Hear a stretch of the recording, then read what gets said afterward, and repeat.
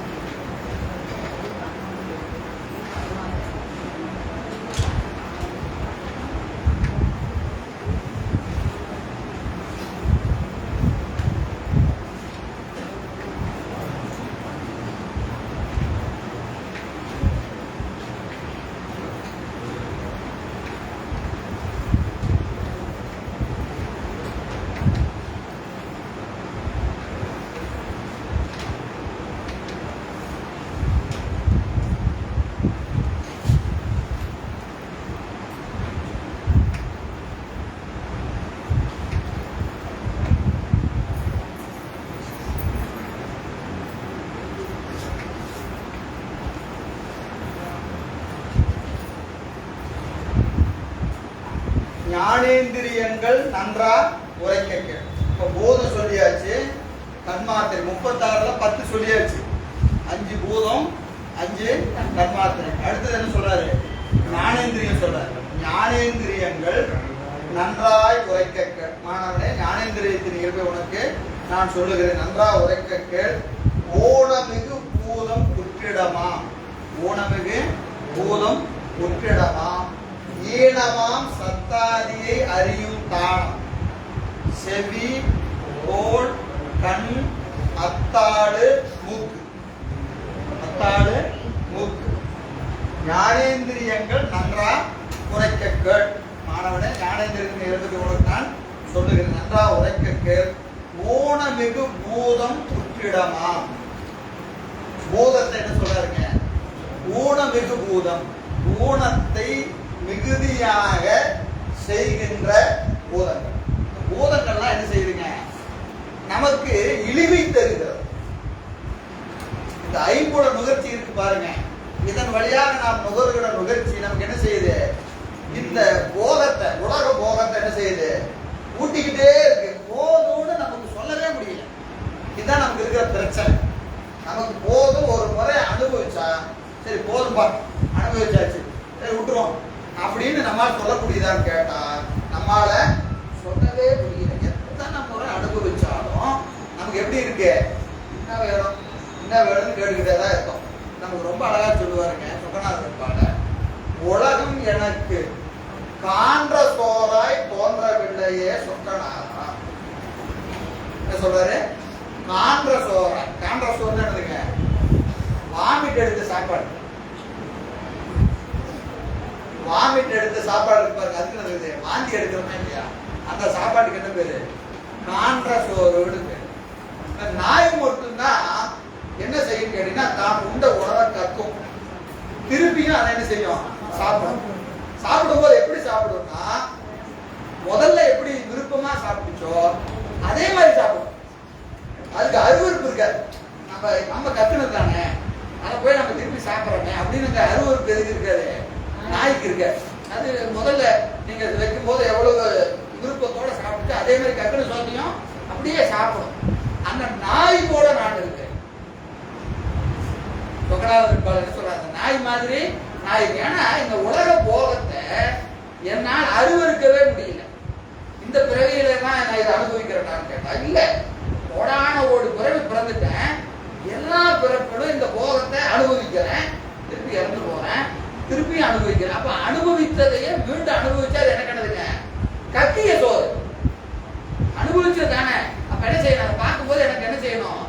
அறுவருக்கு ஆகத்தை அறுவருக்கு எனக்கு தோன்றவில்லையே. உடம்ப பார்த்தா எனக்கு அறுவருக்கு வரணும், வரவே மாட்டேங்குதே அப்படின்னு யாரு கேட்கிறாங்க? குருஞான சம்பந்தர் கேட்கிறார். நமக்கு அந்த பிரச்சனை எல்லாம் இல்லை. ஏன் கிடையாது? முதல்ல என்னது? அது காண்ட சோதனை நமக்கு தெரியாது. தெரிஞ்சாதானே பிரச்சனை. நமக்கு என்ன தெரியுது? நல்லாதாங்க இருக்கு, உலக போக நல்லாதானே இருக்கு அப்படின்னு கேட்கிற வகையில தான் நம்ம இருக்கிறோம். ஆனா நமக்கு அதை பத்தி அறுவருப்போ கவலையோ நமக்கு இல்லை. அவங்களுக்கு அதெல்லாம் தெரியறதுனால அவங்களுக்கு என்ன செய்யறாங்க? எனக்கு ஐயா ஐயா எனக்கு ஒரு எண்ணமே வரமாட்டேங்குது அப்படின்னு அவங்க அப்படியே நிக்கிறாங்க. அப்போ ஊனமிகு பூதம், ஊனத்தை செய்கிற பூதங்கள், மயக்கத்தை செய்கிற பூதம். அப்ப இந்த உலக போகத்தை வச்சு என்ன செய்யுது? மீண்டும் மீண்டும் அதுலயே அடுத்தது. ஊனமிகு பூதம் உற்றிடமாம், பூதத்தை இடமாக கொண்டிருக்கின்ற எதுங்க? இந்திரியங்கள். ஊனமிகு பூதம் உற்றிடமாம் ஈனமாம் சட்டாரினர். இது ஊனம், அது என்னது? ஈனம், இழிபொருள். இழிபொருள் சத்தாரி, சப்தம் முதலாக, சப்தம் முதலாக, சப்தம் பரிசம், இது ஓசைங்கிறது சப்தம். சப்தம் பரிசம் உருவம் சுவை இது தன்மாத்திரையை சொல்லல, புலன்களை சொல்ல. ஏன்னா அதான் அனுபவிக்கிறது. இந்த ஆகாயத்தின் குணம், நீரின் குணம், நெருப்பின் குணம், காற்றின், இதெல்லாம் என்ன செய்யுதுங்க? ஆன்மா அனுபவிக்கிறதா இல்லையா? அதைத்தான் அனுபவிக்கிறோம். இப்ப நம்ம உலகத்துல நீங்க அனுபவிக்கிற எந்த பொருளா இருந்தாலும் இந்த 5க்குள்ள அடங்கிடும். நீங்க எதை அனுபவிச்சாலும் எதுல அடங்கிடும்? இந்த 5க்குள்ள அடங்கிடும். ஒரு லட்டு சாப்பிட்டோம், அது எதுல அடங்கிருக்கு? சுவையில் அடங்கிடும். அருமையான ஒரு காட்சி உருவத்தில் அடங்கிடும். நல்ல இசை ஓசையில் அடங்கிடும். நீங்க எதை அனுபவிச்சாலும் இது 5க்குள்ள அடங்கிடும். ஏன்னு கேட்டீங்கன்னா இது இந்த 5 கருவியின் வாயிலாக அனுபவிக்கும். இந்த 5 கருவியின் வாயிலாக தான் நீங்க அனுபவமே உங்களுக்கு நிகழும். அதனால நீங்க எதை அனுபவிச்சாலும் என்னது?